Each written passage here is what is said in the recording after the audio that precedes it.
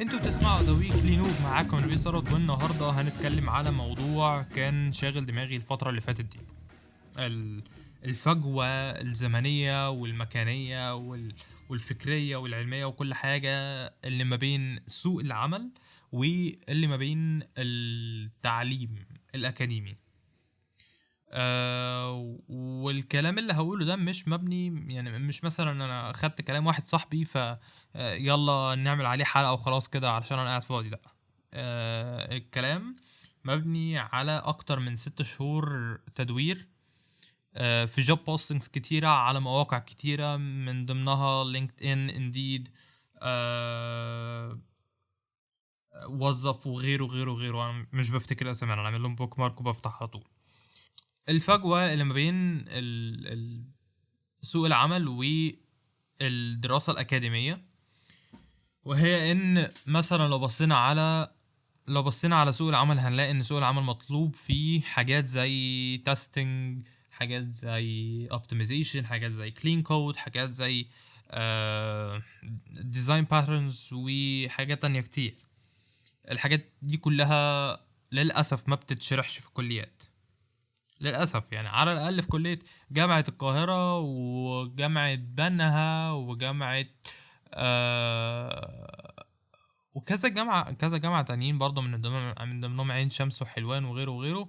كليات حاسبات أو هندسة حاسبات اللي فيهم مش بتشرح الكونتنت ده، أو بتشرحه بطريقة أكاديمية بحتة.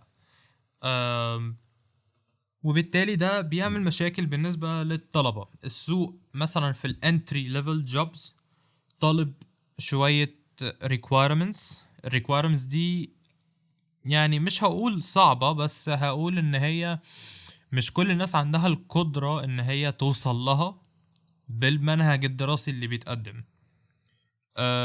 خصوصا ان الموضوع مبني على كذا مشكلة، الموضوع مبني على كذا موضوع لازم يبقى عند الطالب اصلا. من ضمنهم مهارة البحث، مهارة ان انت تفلتر المعلومات، ايه المهم بالنسبة لك، ايه اللي مش مهم بالنسبة لك، ايه اللي ممكن يفيدك كمان 5 سنين، ايه اللي ممكن يعطلك عن حاجة انت بتعملها دلوقتي، الخ الخ الخ. وبالتالي في كذا مهارة متضمنة في الموضوع، مش بتبقى عند اغلب الطلبة. وخليني اقول لكم ان انا لحد دلوقتي وانا في تالتة، بدأنا ترم تاني خلاص. ما شفناش كلمة تيستنج لحد دلوقتي، ولا من قريب ولا من بعيد. ما شفناش كلمة debugging اللي هي مفروض أصلا يعني one of the essential skills. ما شفناش الكلام ده، ما تقالش كلمة debugging، ما تقالش كلمة debugger إلا مثلا كرفرنس دكتور كان قالوا إن هي حاجة مفيدة بدل السي اوت والبرنت وهكذا. ولكن مفيش اي براكتيكاليتي في الموضوع. كل اللي اتقال ان في حاجه اسمها ديباجر، في حاجه اسمها ديباجنج، تقدروا تشوفوا من خلالها اخطاء الكود. في حاجه في المنظور ده، حاجه يعني حاجه في النطاق ده. وبالتالي الطالب بيتخرج اصلا عنده جاب كبيره جدا في المعلومات اللي عنده فجوه كبيره جدا، هو مش مدرك ان هي موجوده اصلا. بيطلع بقى بيلاقي السوق طالب حاجات بالنسبة له ساعتها بتبقى حاجات معقدة وحاجات تقيلة وحاجات متقدمة جدا، مع انها entry level، تبقى entry level. يجي يدور على interns ما يلاقيش، شبه ما يلاقيش. يعني ايام ما كنت بدور على internship كان الموضوع كانت سيرش صعبة، كانت سيرش يعني معقدة شوية، وما كانتش بتجيب نتائج. يعني مثلا بنلاقي ان هي بتختلف على حسب المجالات، بس هو عموما حاليا مثلا لو فتحت اي موقع للوظائف ودورت على internships للسايبر سيكيورتي، شبه مش هتلاقي. لو دورت على الاندرويد هتلاقي بنسبة قليلة، لو دورت على الويب هتلاقي ممكن بنسبة اكبر او متساوية للاندرويد او الموبايل ديفلوبمنت عموما. ولكن الكواليتي برضو ما بتبقاش كويسة في الاخر. الكواليتي برضو بحسب الناس كتير قالوا لي في الانترنشيبس اللي خدوها اللي تخص الويب والموبايل ديفلوبمنت، آه ان ما استفادوش بالقدر اللي هم كانوا متخيلينه.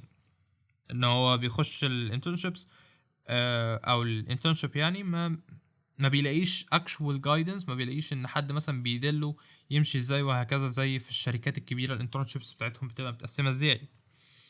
وبالتالي برضو بيفضل عند الطالب الفجوه دي موجوده، حتى بعد ما ياخد انترنشيب بيبقى برضو عنده الفجوه دي موجوده. ولو بقى بيتعلم حاجه، فالحاجه اللي اتعلمها دي بيبقى اتعلمها في فتره قصيره جدا، وبالتالي برضو شهرين دول مش كفاية ان واحد عنده الفجوة الكبيرة قوي دي، ان الفجوة دي تتملي. وبالتالي بيطلع الطالب بعد ما خلص internship او اتنين، آه وبنى كذا بروجكت مع نفسه، برضو ما بيبقاش exposed لنفس البرسبكتيف اللي الشركات بتبص عليه. البرسبكتيف اللي الطالب بيبقى باصص عليه هو ان هو دلوقتي المفروض ان هو خد خبرة من 2 internships يأهلوه لانتري ليفل بوزيشن، والمفروض ان هو معاه مجموعة تولز درسها في خلال 4 سنين كلية، بجانب تطويره مع نفسه على الجنب. فهو المفروض ان هو يلاقي مكان في السوق. وخلونا نقول برضو ان الموضوع ده، موضوع البرسبكتيف ده وموضوع الخبرات والمعرفة زي ما قلت في الاول خالص، انه مبني على مجموعة مهارات. مجموعة المهارات دي ما بتتأسسش في الطلبة اصلا، مجموعة المهارات دي مكتسبة 100%.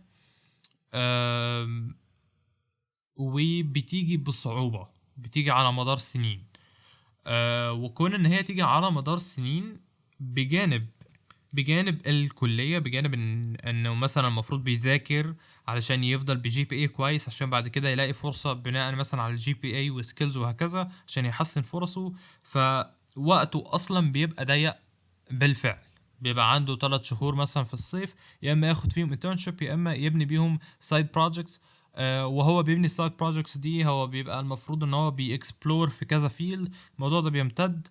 فعلى اواخر تانية مشارف تالتة بتلاقوا ان الناس بدأت ان هي مثلا تشوف يعني ايه open source، تشوف الحاجات اللي هي اتعلمتها في الكلية دي تقدر تفيدها فعلا في السوق ولا لأ. وبتحصل صدمة كبيرة، بتحصل صدمة كبيرة جدا لناس كتيرة، بتأدي برضو بالطالب ان هو يكتئب لو كان تعبان في الكلية.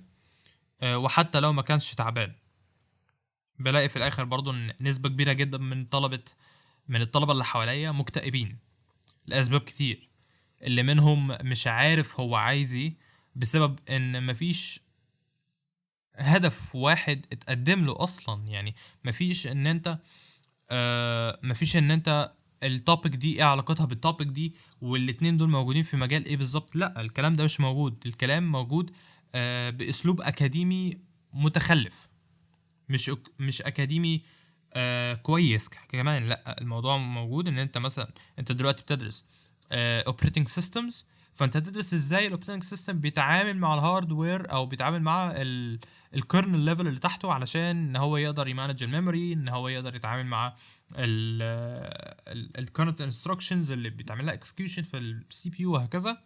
دي كده ماده لوحدها منفصله تماما، ما بيتقالش فيها اي ريفرنس لاي ماده تانية. بينما انت ممكن تكون في نفس الترم بتدرس كمبيوتر اورجانيزيشن او كمبيوتر اركيتكتشر، اللي هي بتشرح لك ازاي اصلا الكمبيوتر in terms of assembly وباينري كود وهكذا، ازاي الكمبيوتر بيقدر يحقق الاهداف اللي انت بتدرسها في ماده او اس. ولكن الكلام ده، اللينك ده مش بيتعمل، اللينك ده متساب للطالب، اللينك ده لازم الطالب هو اللي يعمله. وبالتالي اغلب الطلبه ما بيبقاش عندهم برضو المهارات الكافيه ان هم يعملوا الربط ده، لان هم ما عندهمش الخبره الكافيه والعلم الكافي والمهارات الكافيه في الموضوع ده اللي تسمح لهم ان هم يعملوا اللينك زي ده. وبالتالي حتى لو الطالب درس مواد تخص سوق العمل، الا انه بيدرسها بطريقه متخلفه جدا تخليه اصلا يعني يكره التوبكس دي نفسها. زي مثلا التستنج حاجه جميله جدا، ولكن انا متاكد ان هي لو اتشرحت هتكره الناس كلها فيها. ولكن المشكله في الاخر مش مشكله الطالب او الطالبه اللي كانوا بيكلموني، المشكله مشكله ان اللي شرحوا الكلام ده ما قالوش اي حاجه حرفيا. يعني الموضوع فيه مشكلة كبيرة ان انا كطالب لما اتخرج مفروض ان اتوقع ان انا العلم اللي درسته وطلع عيني فيه في خلال 4 سنين شغل وتدريب، ان المفروض دي على الاقل كافية ان هي تدخلني انتري ليفل او مثلا انترنشيب او هكذا. ولكن الاغلبية العظمى ما بيلاقيش ده. الاغلبية العظمى ما بيوصلش حتى الربع ده. ولو يعني ولو انت كطالب عندك المهارات بتاعت البحث وهكذا، فانت ما عندكش برضو مهارة او ما عندكش خبرات ان انت تعمل لينك ما بين اللي انت بتدرسه وما بين سوق العمل، ما بين ان انت عايز هدف وان انت عايز توصل لغاية معينة وان انت تجرب في كل المجالات دي الخ الخ الخ. الموضوع معقد جدا. اسلوب التدريس والمجال التعليمي في مصر في الموضوع ده فاشل بدرجة كبيرة جدا. وبالتالي بيحصل في الاخر ان الشركات بتظلم الطلبة الخريجين، وان الخريجين بيظلموا الشركات. دول بيقولوا دول بيظلموني ودول بيقولوا دول بيظلموني. في الاخر الظلم متبادل. انا طبعا هنا مش بتكلم مثلا عن الطلبة اللي مكسلين يدوروا او مكتفيين عارفين ان في زيادة عن منهج الكلية او منهج الكليات ومش حابين يزودوا. لا، انا بتكلم، انا ماسك امثلة لناس اعرفها على المستوى الشخصي ومعرفة كويسة جدا، والناس دول دايما بيدوروا وبيدوسوا على نفسهم. ولكن برضو في الاخر هيحققوا ايه في نفس الوقت اللي هم المفروض فيه يتعلموا مهارات البحث ومهارات التدقيق ومهارات بلا بلا بلا، وفي نفس الوقت ان هم المفروض يدوروا في الكام فيلد اللي موجودين عندنا على الاقل في مصر، علشان في الاخر يختاروا مجال يستقروا عليه ويدرسوه بجانب دراستهم للكلية اللي هي اصلا فول تايم والدكاترة بيعاملونا فيها معاملة العبيد. فالموضوع محتاج ريسيرش اكتر. أه وانا يعني انا عن نفسي مش ساكت، انا عن نفسي بحاول على قد ما اقدر ان انا ارفع الوعي بالموضوع ده وهو الحلقة دي الهدف منها والله يعني او على الاقل تنشر الفكرة شوية. مش طالب اكتر من كده. آه، وان الجاب الكبيرة اللي ما بين سوق العمل وما بين متطلبات الكليات والعلم اللي الطالب بيطلع بيه، يا ريت لو حد يعني بيسمعني يحاول ان هو يحل في الموضوع ده برضو شوية. ان اغلب الشركات ما بتفكرش حتى تعمل internship الاتنين لبوزيشن واحد على الاقل. يعني ما بشوفش الكلام ده. عدد الانترنشيبس قليل جدا، وبالتالي الطالب بيطلع المفروض ان هو متوقع منه ان هو يقوم نفسه صح في 3 حاجات مختلفة تماما، كل واحدة المفروض تتعمل في فول تايم لوحدها. والشركة او الشركات متوقعة منه زيادة كمان فوق ده، وده تحميل زيادة. ف يعني اتمنى ان غيري يكمل الحوار ده، اتمنى ان يحصل في الموضوع ده حوار اصلا. انا بدأت اشوف ناس بيتكلموا في الموضوع وحبيت ان انا ادي الموضوع بوست بس شوية عن طريق البودكاست دي. اتمنى زي ما قلت ان الناس ترفع وتزيد الوعي بالمشاكل اللي موجودة والفجوات الكبيرة اللي موجودة ما بين الواقع التعليمي وسوق العمل. انا عارف ان انا خدت الموضوع بشكل راديكال شوية او بشكل اللي هو من ناحية الطلبة شوية. ولكن زي ما قلت في ظلم جاي من الناحيتين وطبعا بما اني مش شخص مثلا في مانجمنت في سوق العمل وهكذا، فانا مش قادر اتكلم باسمهم. فانا هطلب من اي حد في المانجمنت بوزيشنز سمعوا البودكاست دي او سمعوا الحلقة دي او سمعوا على الاقل ربع الكلام، ان هم يشاركونا بارائهم، يشاركونا اقتراحات لازاي ممكن نحل حاجة زي دي.